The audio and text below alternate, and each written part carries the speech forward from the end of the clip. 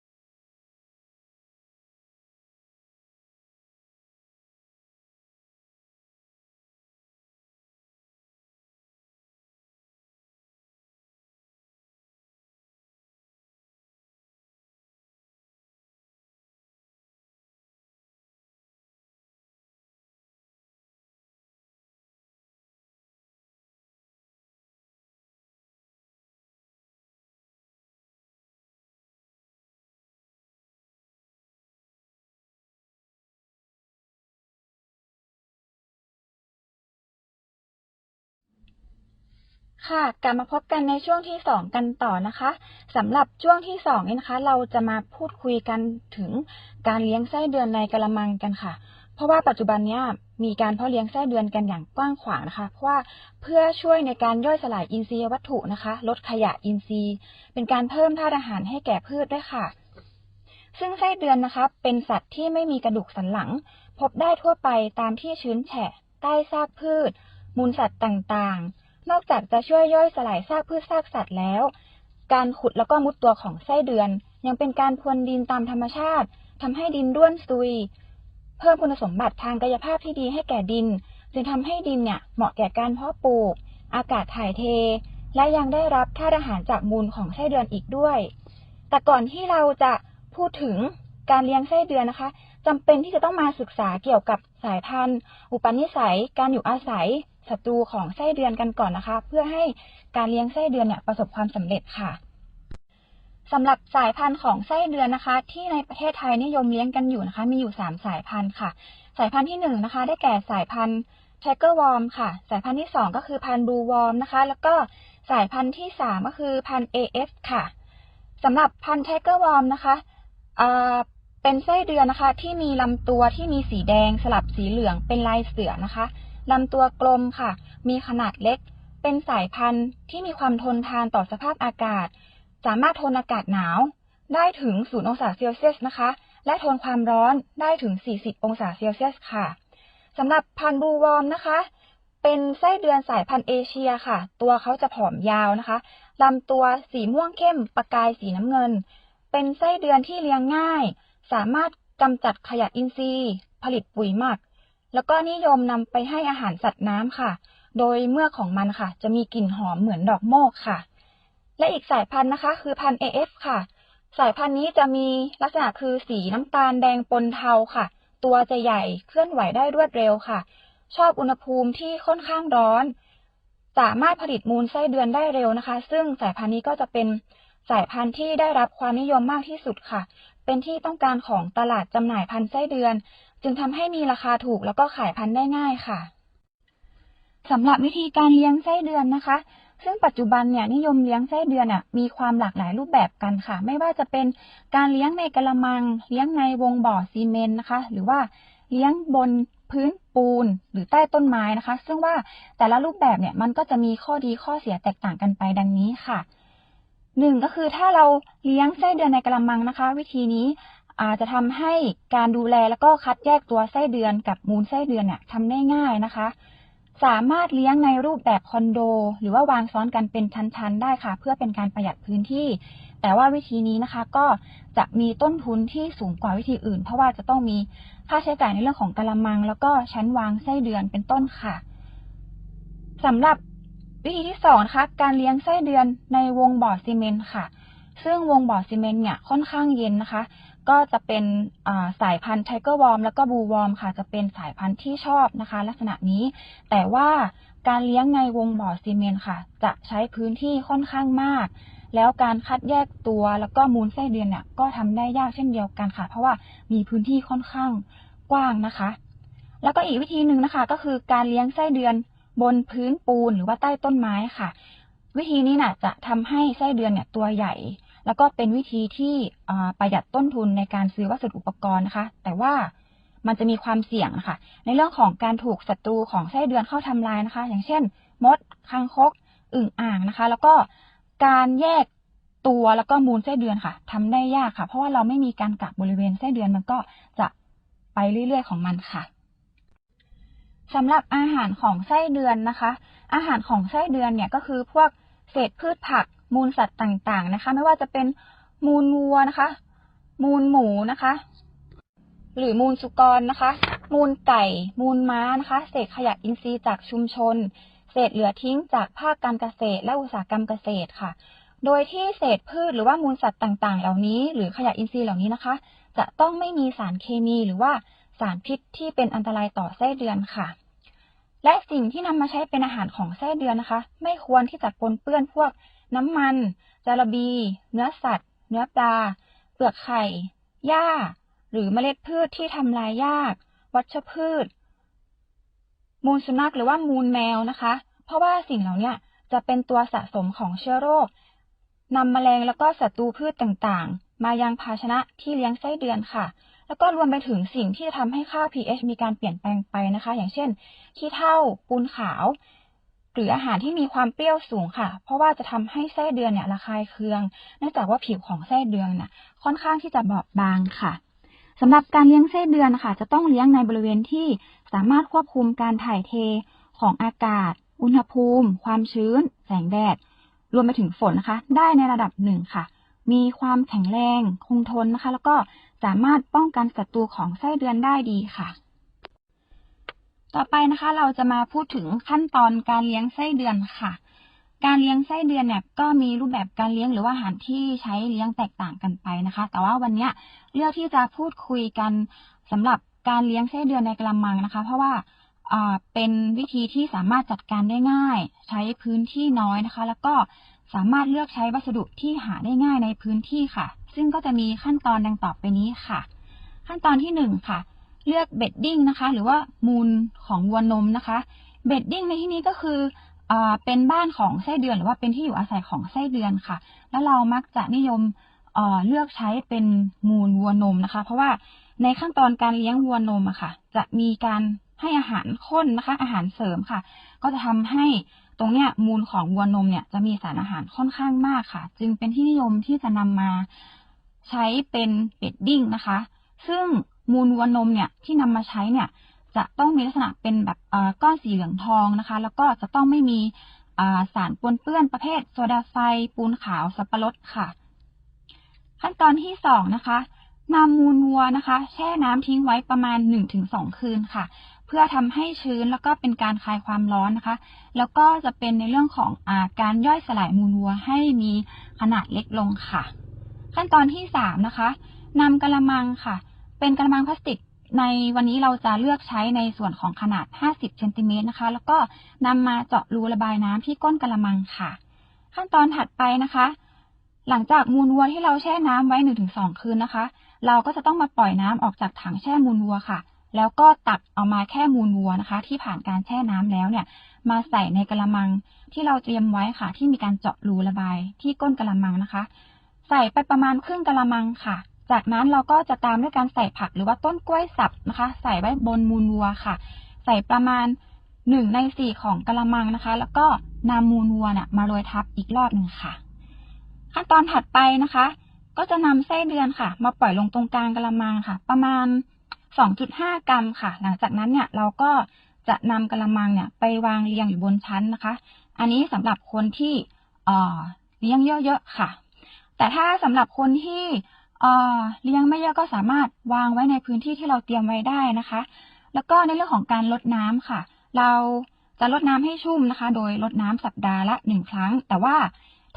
ถ้าสังเกตว่าบริเวณผิวหน้าของอาหารไส้เดือนเริ่มแห้งเนี่ยเราก็สามารถรดน้ำได้อีกนะคะขั้นตอนถัดไปค่ะเมื่อระยะเวลาผ่านไปประมาณ25 วันค่ะตัวไส้เดือนเนี่ยจะกินมูลวัวในกระมังจนหมดนะคะแต่ก่อนที่เราจะเก็บ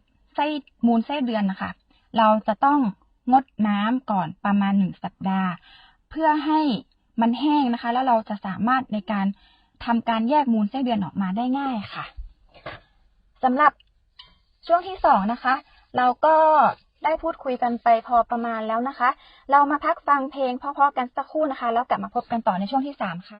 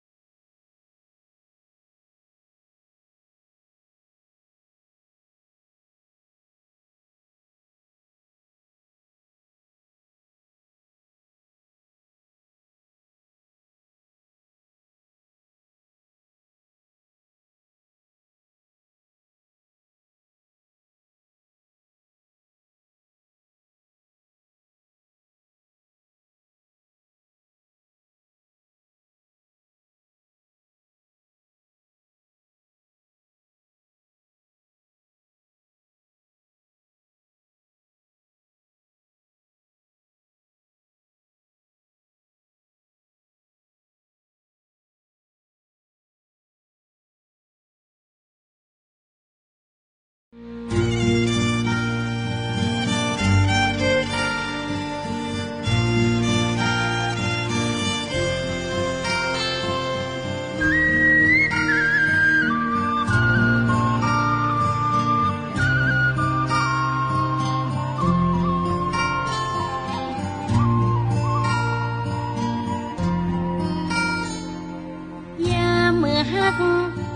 ำส้มว่าหวานใจบ่เจยบานน้ำตาลว่าส้มหวานก็ว่าคมอบตรมมองสีหักติว่ามีหนีหายนายไปเชื่อบาแต่งลายมันตึงบ่ขึ้นสร้างจะวังน้ำห้วยนากลัวน้ำฟ้าบ่อนไหลหอมจะตัดกลมสิ้นเปียงกลัวใจเสียงเมื่อลูนกลัวว่าอ้ายตนบุญจะบุญลับหายไปกลัวจุน้องเมาบ่เอาเป็นคู่อิงกลัวฮักบ่จริงทิ้งลายนายไปได้กินแกงปลามาละแกงจีนละอีพองมองได้อย่างอ้ายคำอ้ายมูลอ้ายสมอ้ายมีติปิกะอูบอดได้แล้วหายแซ่บหายซอย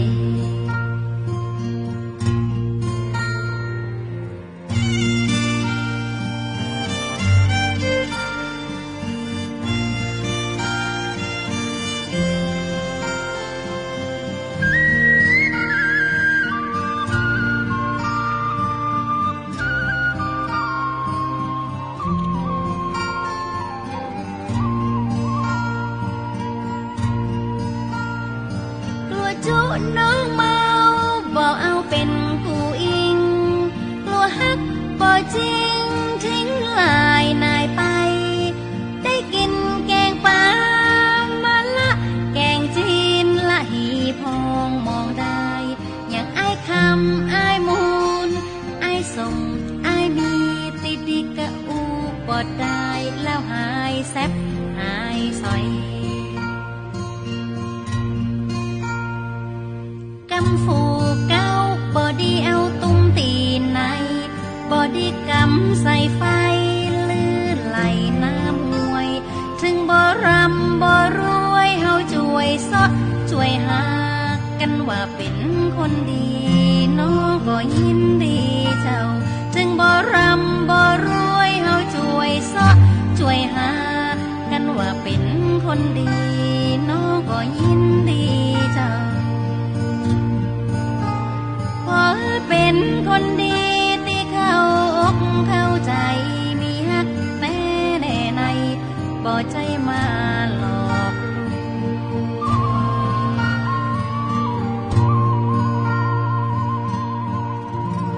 ยินดีเจ้ากลับมาพบกันต่อในช่วงที่3นะคะหลังจากที่เราก็ได้ทราบถึงลักษณะสายพันธุ์ของไส้เดือนที่นิยมเลี้ยงกันไปแล้วนะคะรวมไปถึงวิธีการเลี้ยงไส้เดือนนะคะอาหารของไส้เดือนแล้วก็ขั้นตอนการเลี้ยงไส้เดือนไปแล้วนะคะเราก็จะมาพูดถึงการแยกมูลไส้เดือนกันต่อค่ะเมื่ออาหารในกระมังใกล้จะหมดนะคะเราก็จะต้องแยกตัวแล้วก็มูลไส้เดือนออกมานะคะเพื่อที่จะนำตัวไส้เดือนเนี่ยไปเลี้ยงในอาหารใหม่นะคะแล้วก็นำมูลไส้เดือนเนี่ยไปใช้ประโยชน์ต่อไปค่ะ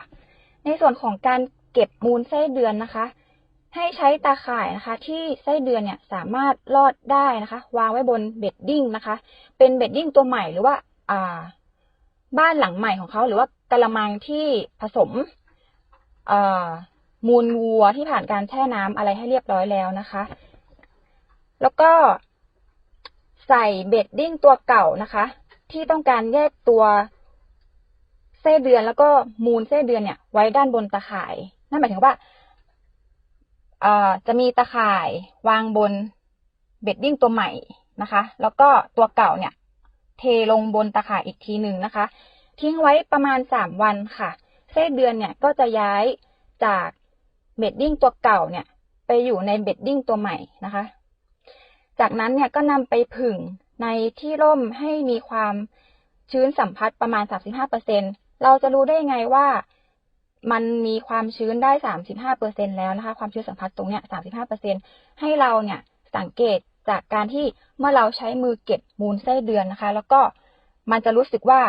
มันไม่ติดมือมันไม่เปียกนะคะจากนั้นเนี่ยก็นำมาร่อนด้วยตะแกรงขนาด3มิลลิเมตรนะคะเราก็จะได้มูลไส้เดือนแล้วก็กากมูลไส้เดือนค่ะซึ่งตรงของกากมูลไส้เดือนเนี่ยก็อาจจะเป็นมูลวัวที่ไส้เดือนกินไม่หมดค่ะหลังจากที่เราแยกตัวไส้เดือนกับมูลไส้เดือนออกจากกันแล้วนะคะมูลไส้เดือนเนี่ยสามารถนำไปใช้หรือว่าบรรจุถุงจำหน่ายได้ค่ะส่วนตัวไส้เดือนแล้วก็กากมูลไส้เดือนที่เหลือนะคะเราจะนำไปใส่ในอาหารใหม่เพื่อใช้เลี้ยงไส้เดือนต่อไปค่ะสำหรับการเลี้ยงไส้เดือนนะคะหลายๆท่านที่เลี้ยงเนี่ยก็อาจจะพบเจอกับสารพัดปัญหานะคะซึ่งส่วนใหญ่ปัญหาที่เราจะเจอกับการเลี้ยงไส้เดือนนะคะก็1ก็คือพวกลายแดงหรือว่าลายขาวนะคะซึ่งวิธีการแก้นะคะเวลาที่เราเจอลายแดงหรือลายขาวค่ะเราจะใช้น้ำหมักสะเดาผสมน้ำนะคะฉีดพ่นบางๆค่ะประมาณ